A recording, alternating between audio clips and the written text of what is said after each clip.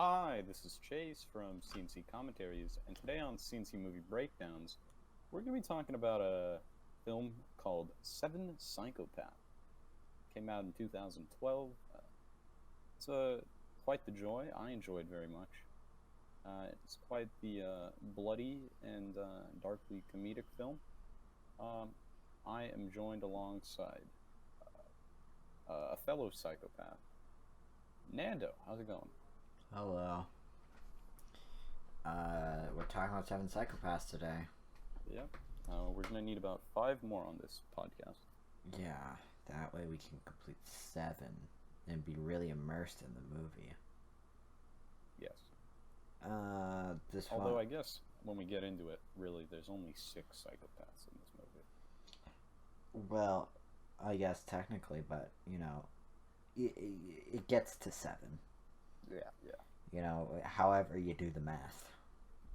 Yeah. Yeah, Seven Psychopaths. This is my first time watching the movie. Yeah, it was quite enjoyable. Yeah. What were your initial thoughts coming out of this? Well, you know, I didn't know a lot about this movie going in. But then I found out that there's some pretty high-profile, pretty good actors in this one. You got Sam Rockwell and Christopher Walken. You know, I didn't think I needed them in a movie together, but then I watched this, and you know, it's what I needed. You can never go wrong with those two. I needed some Sam Rockwell and Christopher Walken action on screen. And, you know, it was pretty solid. Won't lie to you. It's the perfect remedy for all ailments. Yes, sir. What about you? What were your initial thoughts? I really, really like this movie. I've seen this several times. It's my favorite Martin McDonagh movie. He's only made 3 movies, but I think this is my favorite. It used to go back and forth between that and In Bruges, but I think this one ekes out ahead of me. I just love the dark comedy aspects of it, and I think it's formatted really well. And I think all the actors do a great job, and I just think it's a lot of fun. And gosh, Sam Rockwell is just an amazing, amazing person. Yeah, Sam. How can you not like watching him on screen? You know, it's Sam Rockwell. I think he's pretty good. He's got a few movies I don't like, but you know what? I like him overall. He's made some bad movies, but he is great in everything he's in. Yeah. Anyway, we gotta inform the viewers. Why don't you give us a synopsis? Alright, Seven Psychopaths. Came out in 2012. It was directed by, as you said, Martin I don't know how to pronounce that. Martin McDonagh. Martin McDonagh. See, that's why I keep you around. Yes. It's got Sam Rockwell. It's got Christopher Walken. It even has Woody Harrelson. You're not even mentioning the main guy, Colin Farrell. Yeah, and Colin Farrell. He plays a guy named Marty. And I made a lot of Back to the Future jokes. So, you know what? It's great. I didn't even realize until now that his name was Martin, and then I realized, oh, hey, this is probably supposed to parallel Martin McDonagh's writing process. Which, hopefully, this wasn't based off a true story for him. I don't know. If it was, it'd be pretty neat. Anyway. Yeah, so the story follows Sam Rockwell and Christopher Walken. They steal people's dogs and then give them back for a reward. That's how they make their living. And Sam Rockwell has a friend. He's Colin Farrell. He plays Marty. And his friend is like a screenwriter, but he's an alcoholic. And he's kind of like a shitty person. But basically, he's writing a movie called Seven Psychopaths. and he's just trying to find inspiration, and his friend Sam Rockwell is like, you know, trying to help him and things like that. But then by any means necessary. And then Christopher Walken and Sam Rockwell, they steal Woody Harrelson's dog. And Woody Harrelson in this movie, he's like a mafia don. He's pretty hardcore. He's basically like the bad guy version of a John Wick. Yeah, pretty much. Don't fuck around with my dog. Yeah, he cares a lot about his dog. Yeah, I remember you told me as soon as that came up, you were like, "I swear to God, Chase, if a dog gets hurt, I'm out." Yeah, I'll be upset. All right, let's get into this this opening scene. We're thrown straight into a conversation between like these like two hitmen on the job scouting out. And they're talking about, well, they gotta kill a girl. Mm-hmm. But they're talking about all these different torture methods. Yeah. Spikes going through the eyes. You know, very fun stuff. Yeah. And one of these hitmen is played by the great Michael Stuhlbarg, and I think he's just great in like even little roles like this where he just pops up for a few minutes. Yeah. But anyway, their conversation is cut short when a man in a mask walks up to them and busts a cap in them, and he drops 2 cards next to them. The Jack of Diamonds. And this is Psychopath numero uno. Yeah, we get this quick little flash whenever like a new one's introduced, and it's like a typing on a typewriter. I just love how this is shot because, you know, we're focused on the conversation between the two of them, but then as the Jack of Diamonds killer slowly comes into frame and we see him getting closer and closer, we're like, wait, who the hell is this guy coming up? Because I'd imagine, you know, going into this, okay, your take on this, because I don't remember what my thought was when I first watched it, but I was like, okay, so these are going to be our 2 main guys. And then next thing you know, they're gone. They're not important to the story at all. Well, you know, I think it's a pretty strong opening. You know, we're not really supposed to care about these 2 hitmen because they get capped. But, you know, That's the technical term. I think it's a good introduction to Psychopath number 1. Mm-hmm. And, you know, I really like the concept of the Jack of Diamonds killer. You know, you always got these killers that leave like Joker cards. Like, what is this, 2009? No, you gotta like spice it up, and this time he leaves a different card. But no. Then we get introduced to Colin Farrell and Sam Rockwell. Mm-hmm. And they're kind of having, well, like, find out that Sam Rockwell, he's like punching directors in the face when he's trying to act, and Colin Farrell, or so we think. That's what we're told. And then Colin Farrell, he's like, he's an alcoholic. I was putting that out there. And he's Irish. Yeah, he's like a writer and Irish, double whammy. But yeah, he's an alcoholic, and you know he's just not getting any writing done, and it's just not great. Then we meet Christopher Walken. Yes, sir. We first get Hans. So we meet Christopher Walken, and the first thing we see him do is steal a dog. Yes. What a maniac. But anyway, he steals a dog, and we get the scene of him returning the dog and taking a cash reward, and then Sam Rockwell drives him away. Then he goes to meet his wife. Yeah.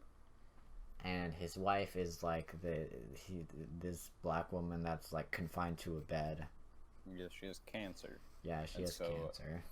he's basically just, it's kind of like, he's only, or at least it seems like he's only doing this so, he can, give his wife money. Yes. And take care of his wife. And, I'm curious as to, like, because, we see Hans get in the car, and Billy drives him off. He's like, okay. He's like, where do you want to go, Hans? He's like, cancer ward as usual. And I'm just wondering, like, how did they come across each other and, start this whole thing? Because these are two men from a very interesting background. Yes. And it's just interesting because we don't like get into any backstory on how they meet each other. They're just kind of like flopped together. And their chemistry, all the chemistry in this movie is great. Yeah, everyone bounces off each other really well. Actors really bounce off each other. Like I found some of those, like, it's just pretty great. Like, the best part of this movie is just like watching the characters talk to each other, or the main characters. Yeah, Martin McDonagh does that a lot with all of his movies, just dialogue between characters, and I think that can get really boring at times.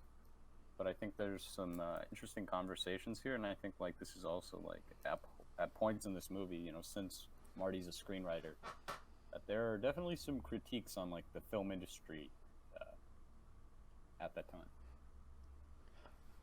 Yeah, but then so Sam Rockwell and Colin Farrell are just hanging out, and Colin Farrell's just telling Sam Rockwell, he's like, yeah, I'm writing this movie called Seven Psychopaths, and I want it to be different. I don't want it to be violence and guns. I want it to be different. And he tells him, like, oh, I've got this idea for this, like, Buddhist priest. Mm-hmm. And yeah, and then he changes it from a Buddhist priest to eventually he changes it to a Quaker. Yep. And we go into this, like, whole the story of the Quaker and how that is. And so why don't you tell us the story of the Quaker? So the Quaker's daughter was murdered. And I really like the Quaker because he's like this, he's dressed in all black and he's got, like, a black hat on.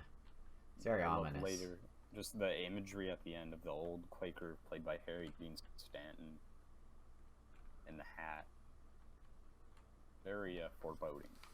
Yeah. But anyway, the Quaker was the girl's father, but the killer eventually he felt guilty, so he turned himself in, and he did his time in prison. And he I really like this scene about the killer, because the killer, I remember this line, the killer, like, asked for execution, but the judge gave him life in prison. And in prison, he found religion, and he found God and all these things. And we get these scenes even in prison. He looks outside the prison walls, and the Quaker is there, just ominously. But eventually, he decided to repent, and they let him free. And he was just happy chilling out. Now that he's a free man, he didn't want to hurt anybody. Well, not so happy. I mean, he still felt that guilt, and then we see that when he takes the old tiny barber razor and cuts his neck. Yeah. And then we see the man outside still watching, with his hat, and then he does the same thing, and then he just slices his neck. Yeah. And then he takes a hit from his cigarette. Yeah, this guy takes a slit neck like a damn champion. He doesn't even flinch. But yeah, this is Psychopath number 2, the Quaker. Then we cut to Woody Harrelson. Yes, we get a very right-in-your-face introduction. Woody Harrelson's one of my favorite parts of this movie. I like him. Yeah, I really like Woody Harrelson. But this time he's kind of being, like, it just seems like this is just Woody Harrelson. Yeah, He plays a very angry character. He's like someone who could flip flop back and forth. yeah, he's kind of bipolar. Yeah. But I feel like he's also kind of dumb in a way, and then like the only thing he just wants his dog back. you just want his damn dog back. And like you can tell like during the end, like when he goes out into the desert, like he's just tired. He's just like, give me the damn dog. Yeah. But you get this scene with this it's like in a bathroom or some like back room, and he's interrogating this woman named Charisse, who was the dog walker, and he's basically like, well, how could you let my dog get lost? Where were you? All that stuff. He keeps questioning her, and then she's like, I never meant to hurt Bonnie, and I don't know what happened to her. I just got out of my sight, and it's this interrogation back and forth, and he's waving this gun in her face, and he tries to shoot her several times, and then his gun jams. Yeah, very conveniently every time. Yeah, so the thing about this gun, apparently this gun is pretty old. Apparently he doesn't oil it. He's not following gun safety. But then, Does this look like the kind of guy to follow gun safety? Would Woody Harrelson follow gun safety? No. Would this guy Charlie follow gun safety? Yeah, this is a question we ask ourselves every day. We could. But anyway, so he has he's a goon. He has him, fix his gun. But then his other goon peeps up, and he's like, "Hey, there's a person robbing dogs." Yeah, he's like, there's been a string of dogs just going missing for a few days and then turning up. This chick I was banging, she had her dog missing, and then some old man just showed up with it, and she gave him a big cash prize. So then it kind of talks like how they're like putting the pieces together, and they're just getting suspicious. They're like, "You waited to tell me this until now?" Yeah, but they do end up letting the dog walker live. Well, very close. We get a close up of Woody Harrelson's face, and then he just shoots, and then we think she's dead, and he's like, "Nah, I'm just kidding, Charisse. You can go home." Yeah. So it's like those quick quips and whatnot. Yeah. But then we get Sam Rockwell. He's preparing for a party of some sort. Yeah, party time. Yeah, who wouldn't want Sam Rockwell at their party? I've invited him to my birthday party for 16 years in a row now. That damn bastard. But we also find out at this scene that Sam Rockwell is the one who has Woody Harrelson's dog. He has Bonnie. Mm-hmm. He's just chilling at the crib. Yeah, Bonnie never gets upset in this movie. I don't think Bonnie even barks. He's just chilling out. Yeah, pretty chill dog. I mean. Yeah, but things quickly go wrong with the party because Sam Rockwell and Colin Farrell have an argument in front of Colin Farrell's girlfriend, and eventually things go wrong. Yeah, you can tell it's all based off because Marty's drinking a lot, and then he just gets in a fight with his girlfriend, and and then also with Billy, and so he wakes up the next day and he's like, what the hell happened? He's like, oh, you calling your girlfriend a bunch of names and whatnot. She's like, basically, Billy's just trying to, be like, hey, you need to calm down. You need to ease off the drinking. You can't have stuff like this happen. Yeah. But then eventually it breaks up, and we get a scene with the Vietnamese priest. Yeah. Yeah, so basically it's this scene. They're in a hotel room, and the Vietnamese priest has he's picked up a hooker, and they have this conversation. He's talking in Vietnamese, and the hooker's like, oh, didn't we have a big war with you guys? And then he takes out a 45, and then he's like, it isn't over. It is quite cray-cray. Throughout the whole movie, we get these, scenes with the Vietnamese priest, And I it's, like him. I mean, it's interesting because I think it's definitely religious symbolism of some sort. Yeah. And especially how he meets his end. Um, but his whole thing is we find out he wants to strap a bomb to this hooker and just send her into a convention. Of military people. Yeah. As revenge for Vietnam. But anyway, we cut back to Sam Rockwell and And I guess it's never like it's explicitly stated if this is a real guy or if this is a creation of Marty for his movie. Then we come back to Colin Farrell and Sam Rockwell, and it's morning now, and it turns out that Colin Farrell's girlfriend threw him out because when he was drunk he called her names in front of all her friends. Yeah, it's just apparently he had quite the night. And this is just diving more into deep in his alcohol problem, because the majority of what is said here, he's just drinking the majority of the time. And there's even a joke about it. Sam Rockwell even says oh yeah, you're a writer and you're Irish, you're pretty screwed. And we get this. Then we get this scene where they go to lunch, or they're drinking, they go out. Yes.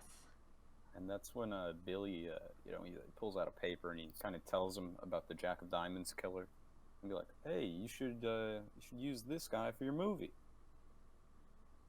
Yes.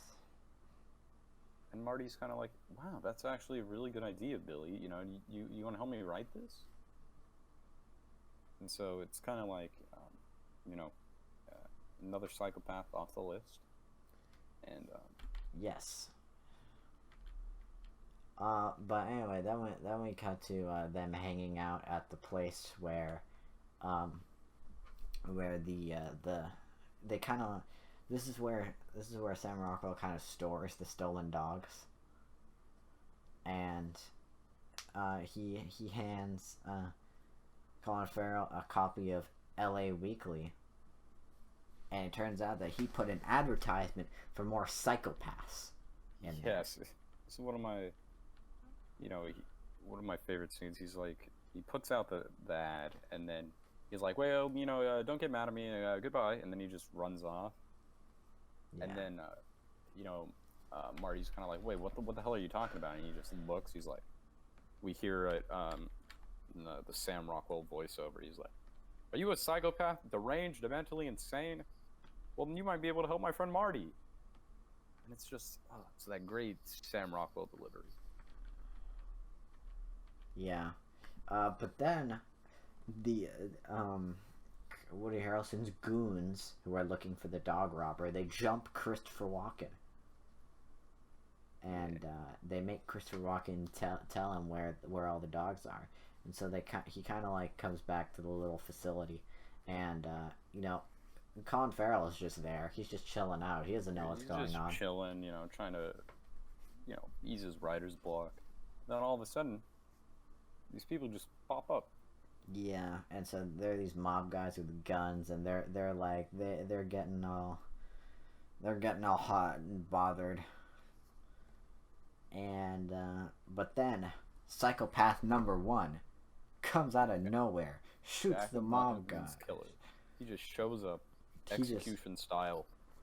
He just blows these guys away, and then he just disappears again. Yeah, throws his cards down, and then just scurries away. Yes. Where danger is, he will follow. Yes.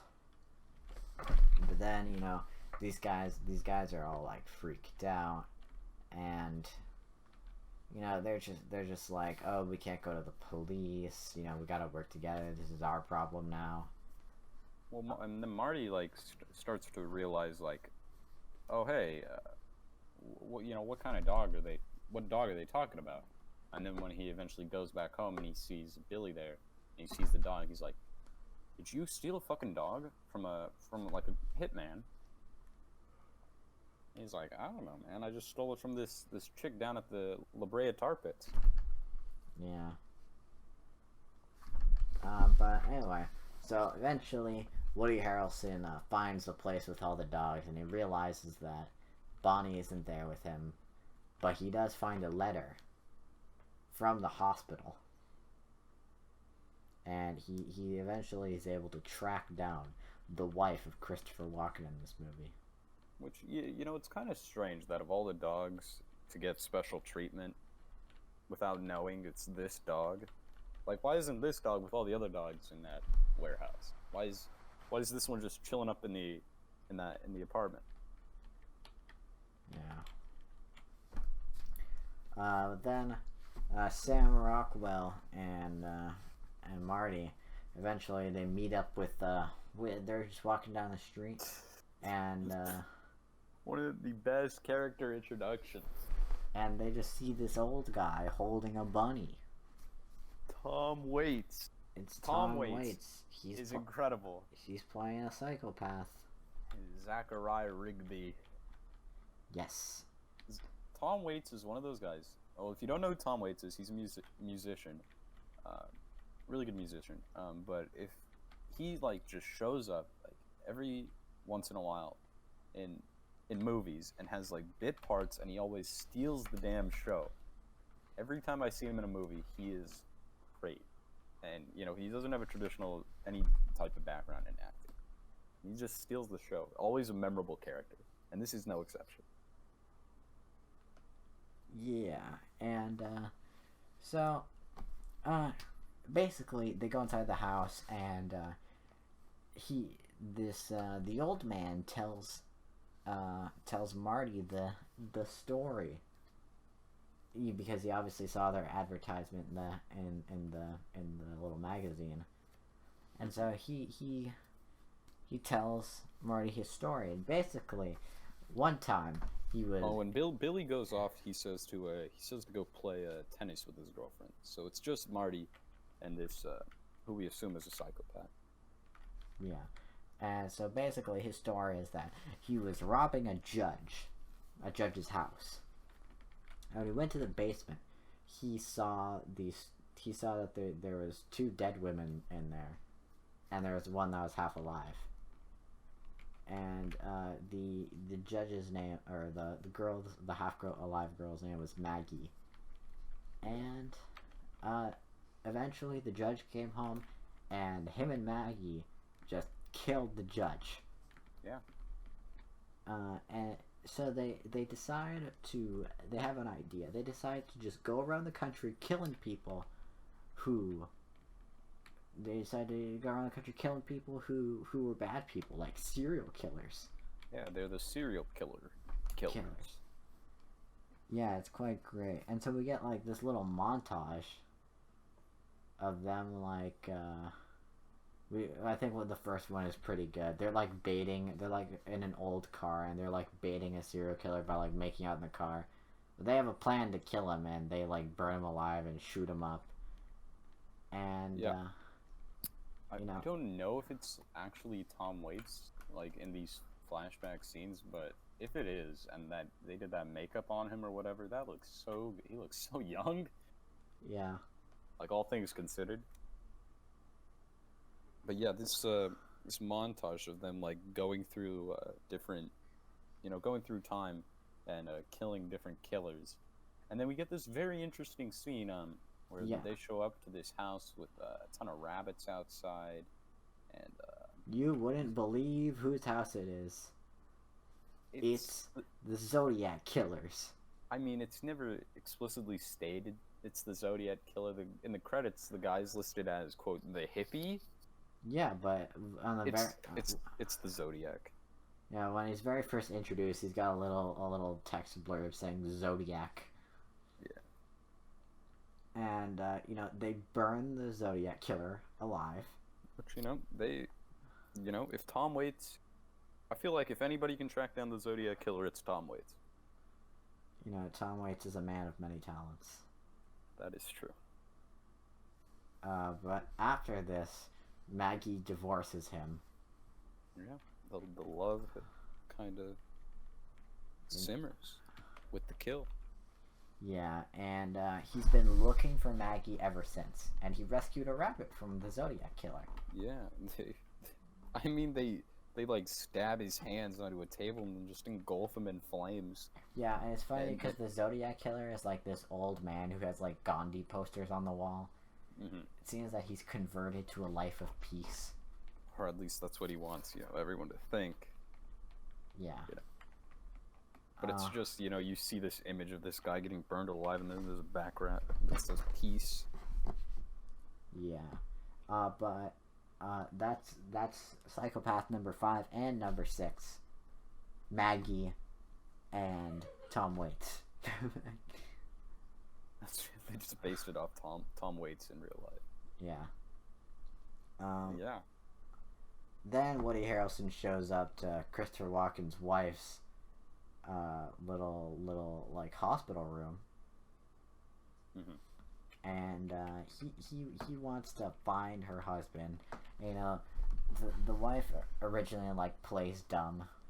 Mm-hmm. And I think at first he doesn't know that it's her, but then there's a little line that's in there that kind of slips, and she's like, "Oh, what are you gonna do when you find him after he stole your dog?" And he never mentions his dog being stolen, or like that he's there because of the dog, and she says dog, and so that's what clues in Woody Harrelson. Yeah. And then at that point, he's kind of playing dumb, and then he immediately breaks. He's like, I know it's you. And then she's like, well, what are you gonna do? Kill me? Mm-hmm. She isn't very fearful of him. She ain't spooked. But well, I mean, she's already knocking on death's door, so I'm sure this isn't her first rodeo in terms of her husband's work. Yeah, but eventually Woody Harrelson shoots her, and you hate to see it. It's not good. Yeah. And we get this kind of really sad scene of Woody Harrelson and Christopher Walken kind of walking past each other in the hallway. Christopher Walken has like a bouquet of flowers. Yeah. And then he realizes that his wife has been shot. And he actually sits across Woody Harrelson in the waiting room, and they have this neat little interaction. Christopher Walken tries to give him like what is it called? The cravat? Yeah, it's like a cravat or a scarf that he's had this around his neck the whole movie. Yeah. And we think it's just a fashion choice, and then he takes it off, and then we see that his neck has been cut. Yes. And so, I mean, at this point, I think we can talk about this, because even if you haven't put it together, when you see it at this point, it's told later explicitly. But hey, he's got this big cut on his neck, Nando. Who else had a big cut around their neck? It's the Quaker. Yeah, we find out later that Hans, that is the story of Hans in his younger years, and him and his wife were both actually went around doing this, watching the guy, and basically kind of just corrects the whole story later on. Yeah. Then we cut to Sam Rockwell. He's getting down with this girl, who's. I need a clip of you saying that. And this girl's screwing Woody Harrelson. Uh-huh. And we get this funny interaction where he's like, he's like, hey, I didn't know what he's giving you, and then she gets angry with him, and he's like, I didn't mean AIDS. I meant chlamydia. Like gonorrhea or something, babe. Yeah, chlamydia or something. Yeah, this might be my favorite scene in the movie. we get a Billy gets a call, and he finds out that they killed Hans's wife, and he's mad. He's pissed. Yeah, he is, and rightly so. This is a good friend, and his wife just got murdered by this guy, and he's with this girl who's screwing Woody Harrelson, and so he does the only thing he sees necessary to do, and he shoots her in the stomach. Yeah, but not before giving her a Jack of Diamonds card. Correct. And he calls the police, and he's like, oh, I think there's been an accident here, and he's just playing it all nonchalantly. But we get this, because it pops up, it says, it says a psychopath, number 7. And number 1. And then it says, and number 1. And it's just like, you get that reveal, you're like, oh, I didn't see that. Yeah, so he's number 1 and number 7. Because I didn't see that coming the first time I watched it. I don't know about you, but I love that reveal so much. Yeah, but then Marty gets he gets access to Billy's journal here, and his journal is kind of like giving himself like kind of life tips, and he also tips for others. Yeah, there's this funny like entry where he's like, oh yeah, I watched the neighbor's flag for 8 hours. Note to self, don't burn the neighbor's flag down.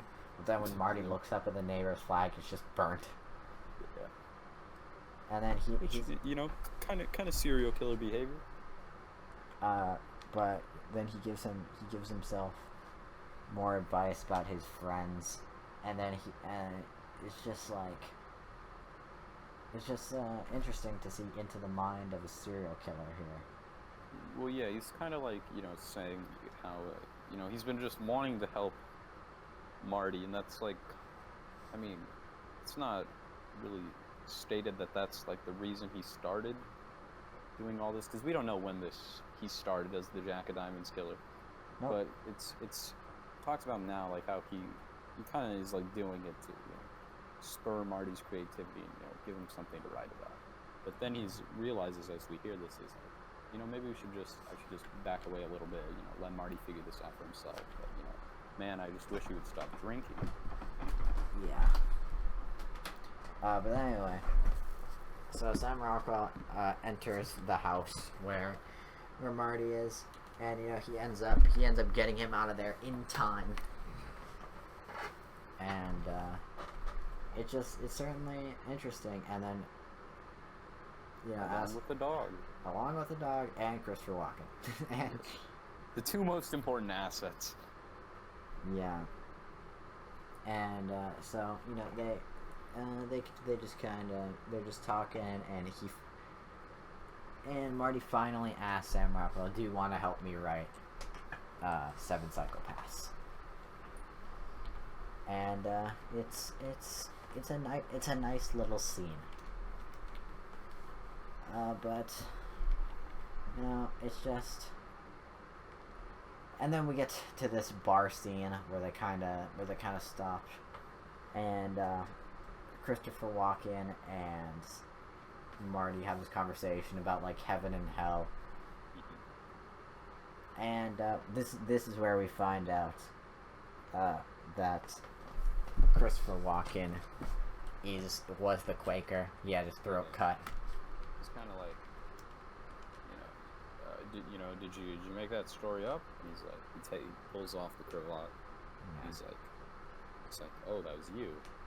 And he's like, yeah. You got most of the details right, except for this, and this. Yeah. And, yeah. But then our heroes decide to camp in the desert. Yes. Every good film needs a great, big, climactic shootout, and what better place than that? It'll be like an old western. Yeah. But then we have this like friendly kind of like conversation between Christopher Walken and Marty and Sam Rockwell, where they're all. It's a great conversation in the car. Yeah, and then when they're actually in the desert, they're all talking about the movie because Christopher Walken is also helping writing the movie. And one of the funniest lines is Christopher Walken's like, "Your women characters, they're terrible." Yeah, which, you know, Christopher Walken's like, "Women." dead on. And, you know, I think it's, you know, once again touching upon like films during that time and the roles of, because, you know, there's very, you know, it's Martin McDonagh writing this. He's done screenplays and plays forever. He's going to include these little, you know, critiques on the industry. Yeah. One of my favorite lines in the car is when they're like, you know, they say, you know, an eye for an eye leaves the world blind. And then there's just, you know, a little pause and some silence. And then Billy's just like, no, it doesn't. There'd be one guy left with one eye. Because how's the last blind guy gonna kill the guy? He just needs to run off. It's just like, oh, Billy, you know. Which, you know, you know, he's kind of not wrong if you think about it.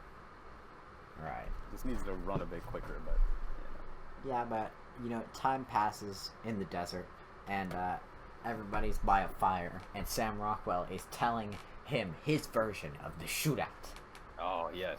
Graveyard. Great big climactic shootout. Graveyard. Night.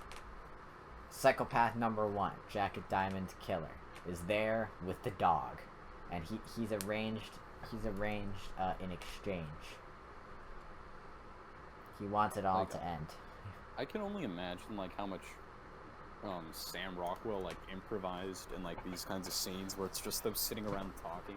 Yeah. Because you see him like, you know, it's going back and forth between you know, this not dream sequence, but you know, his version of the shootout and just him explaining it to. And he's like going all over the place, hands everywhere, and then there's like at one point he like, knocks a soda can in the background. You just see it spilling onto the ground, and I'm like, I doubt that was intentional, but it adds to his enthusiasm. But the shootout is really funny, and it's like extremely over the top. Yeah, it's very cartoonish. Yeah. And you got like people rising up out of graves, and then just Christopher all the serial Walken killers shoots coming people. together. You got people's heads exploding. Yeah, it's really funny. It's one of my And then favorite. It's there's a probably big- my favorite part of the movie. There's a big, you know, they go to kill Woody Harrelson, and then Jack of Diamonds gets shot down, and then he's like, "But the Jack of Diamonds had a crossbow up his sleeve." He shoots Woody Harrelson through the neck. Yeah. And I think, yeah, it's great. And you know, it is great. But then, you know, after they get out, they come out for supplies, and you know, we come back to night again. You know, they're just like around the fire again. And you know, when I was watching this, I was like, is this movie really just gonna, the rest of this movie just gonna happen in a desert? And it does. Yeah. But I don't think it slows down really. Yeah.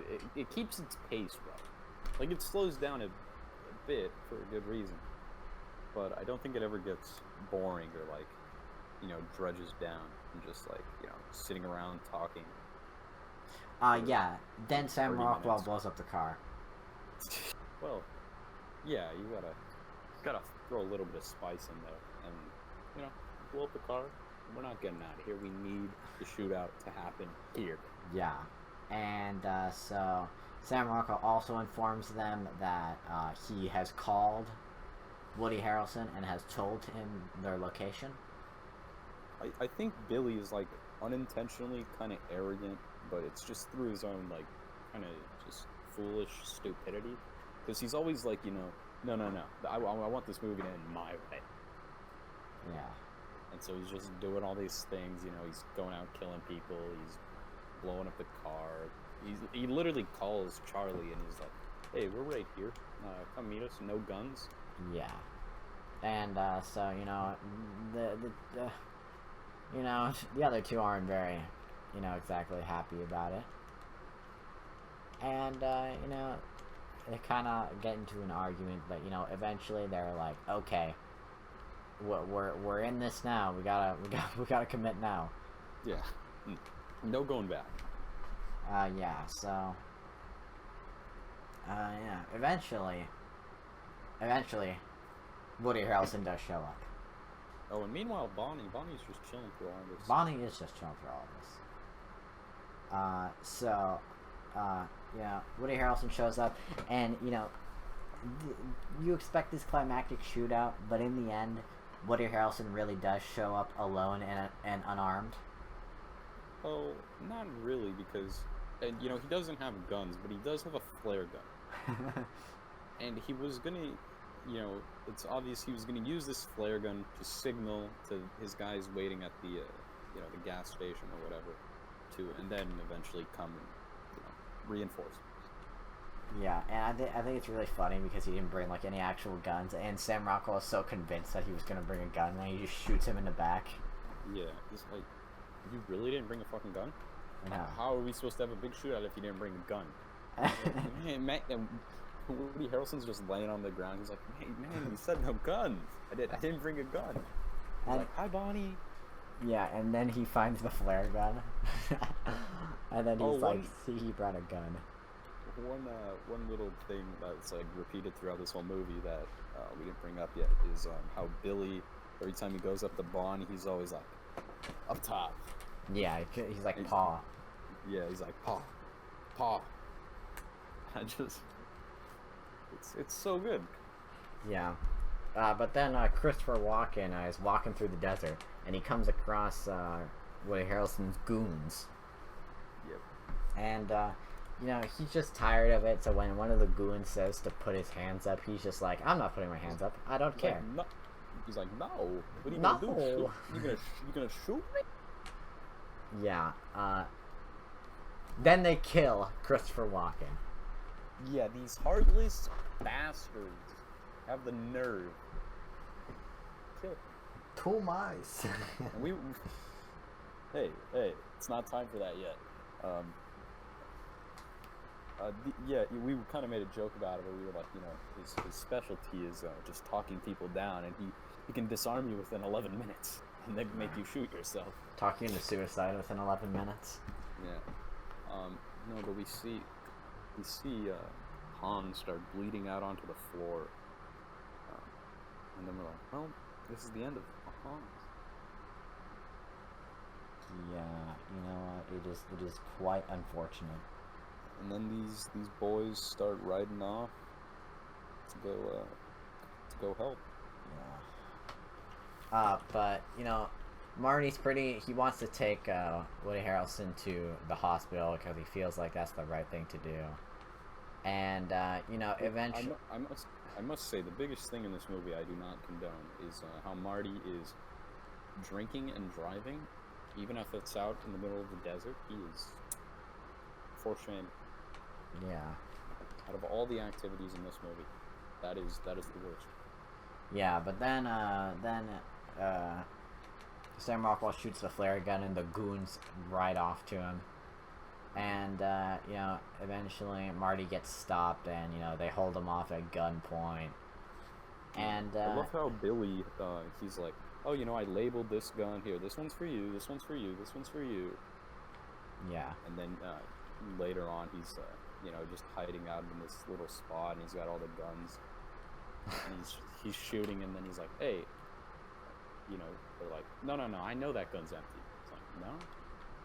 He's like, all right, throw me your guns. And he like throws two. Like, I know there's another one. Yeah, and then he's like, it didn't count on the flare gun. Yeah, then Sam Rockwell comes out with the flare gun to the dog's head. The most tense moment in the movie. And so this is the standoff. Because here's, you know, when I first see this, my thought process, I'm thinking is, I don't think he's going to shoot this dog intentionally. I think he's going to, if the dog gets shot, it's going to be through Butterfingers. Something like that. Yeah. But anyway, eventually, you know, like, he's Woody Harrelson's getting kind of like emotional. You know, he's kind of like crying, or almost crying. and right as he tries to go for the shot on Sam Rockwell, but his gun jams, and Sam Rockwell's like, "Your gun really jammed in the standoff," and he's like, "I'm gonna count to 5, and if your gun isn't unjammed by that, then I'm killing your dog." And he's trying to unjam his gun, and then he's getting more and more emotional, and then he's like, "Can you go back to 5?" Yeah, and and then we get these, there's another, goon there. Yeah. And Billy's kind of like, why'd you have to kill Hans? And then Charlie's like, no, that wasn't me, that was that guy. And then it's kind of just like turning on each other. And then they're like, no, what are you talking about? Yeah. And then eventually, then Sam Rockwell gets headshot. Yeah, I mean, I feel like he kind of wanted to die the hero in his mind, but I wouldn't call him a hero necessarily.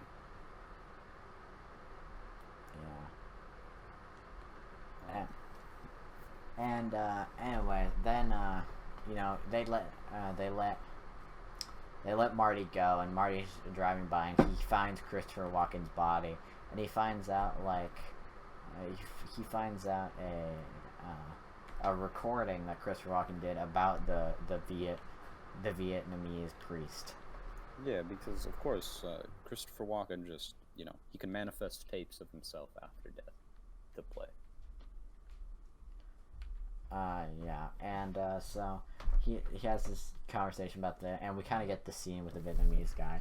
And the Vietnamese, he tells a different story. Instead of the hooker is like in a beautiful red dress, and she's like offering the Vietnamese guy an intelligent conversation, and she like speaks perfect Vietnamese. Mm-hmm. But we kind of get like this vision of the hooker with the bomb on her and at the military convention, and then we kind of cut to he's in the middle of a street in traditional Buddhist clothing, and he lights himself on fire to protest the war, and that's a real thing that happened. Yeah, and a monk really did do that. That's pretty hardcore. It's very powerful, and because you see all these people gathered around him, but not necessarily trying to stop him, but you can see like already the gas around him, and then he just one match and engulfed. And he definitely does get engulfed, and it's obviously trying to recreate that very famous footage of the real life monk doing that. And I think it's very like the reason it makes it so powerful is because the monk doesn't flinch at all. Mm-hmm. It's a scientific fact that burning to death is one, if not the most painful way to die. I'd imagine. So him not flinching, him having that willpower to just not flinch as he literally burns alive. Well, I mean, it's like that juxtaposition of peace and chaos with the violence all around, but at peace with oneself. Then after Marty finishes reading this, we cut to later on. He's adopted Bonnie the dog. He's finished writing his screenplay. And wait, one thing we didn't mention. When he met Zachariah, he initially told him that if he inevitably made this movie, he would leave a little kind of credit at the end, kind of calling out for Maggie, saying how he misses her, how he wants how he's her. Been looking for her, and he swore on his life. On his life. And after he leaves his house with the finished screenplay, it cuts to credits. But then we get an after credits scene. Yeah, after credits scene. And it's just the psychopath with the bunny, the old man, and he calls him up. He gives him a ring on the old horn, and he basically tells him like, "Oh yeah, I'm coming over to kill you on Tuesday because you didn't put my goddamn message in." Yeah, and there are not many things I can think of that are more intimidating than getting a late night phone call from a phone booth from Tom Waits. Yeah. But if I was Marty, I'd be shaking in my boots. And I mean, that's where it leaves off, dude. What do we think he gets? I don't know because I think he probably gets murdered. I don't know. I think he lives because he on the phone he sounds like I think it's in the exact words. Tom Waits says he thinks he's like been through a ringer, and then he's like when he initially picked her, he's like, I'm coming to kill you on Tuesday, and then before he hangs up, he's like, Tuesday doesn't work for me. Yeah. And so I think he lives. I don't know. You also you can hear in Marty's voice. You know, he's kind of just ready for this. He's ready for death. He's been expecting just to go down. Yeah. But with that, let's move on to our final thoughts and ratings. Yeah, I'll go first. This is my first time seeing this movie, and you know, I thought it was done pretty well. You know, if this movie had different actors or less talented actors, I think this movie would be absolutely terrible, because this movie is definitely carried by performances without a shadow of a doubt. And so yeah, I enjoyed my time, and I'll be giving it a 7.5 out of 10. All very solid scoring. I really enjoy this movie. Like I said before, this is my favorite Martin McDonagh movie out of the 3 he's done. I know some people usually put In Bruges on a higher pedestal, but I love the dark comedy in this, and I think, you know, if you're not really a fan of dark comedy, I think this could be a little tough for you to watch. But of course, it's a Martin McDonagh screenplay. There's going to be dark comedy in there. And as said with the screenplay, you know, he's just so good at writing dialogue between characters. And you feel this friendship between Marty and Billy. And, you know, they both have their flaws, but you feel that they kind of care for each other, and they're like, oh, you know, I wish this guy would stop doing this, and I wish he would stop doing this, you know, vice versa. But yeah, performances are all great. Tom Waits is fucking amazing. And this is just an enjoyable, funny film, and it's got a lot of great lines, and very easily rewatchable for me. I would probably rate this an 8.5 out of 10. Alright. And with that concludes this episode. That it does. Thank you, everyone, for listening. If you did listen, we enjoy it. You know, like, comment, subscribe. Let us know your thoughts on Seven Psychopaths. What do you think about it? Why are Sam Rockwell and Tom Waits so amazing? Yeah. Any final words, Nando? Well, you know, thank you for watching. But we do have a tease. Oh yes, how could we forget? You kind of unintentionally or intentionally alluded to it earlier, so you can go back and try and spot it. Yeah. Next time we're gonna be talking about a very, you know, this guy was also a criminal. He but you know what? He was a lot less violent. We're going to be talking about the film adaptation about the story of Frank Abagnale. It's Catch Me If You Can. I love this movie. I love it too. I love this movie so much, and I'm so excited to talk about it. There might be some very, some would say, controversial opinions dropped on that episode, so stay tuned. Alright, everybody, bye. Bye-bye.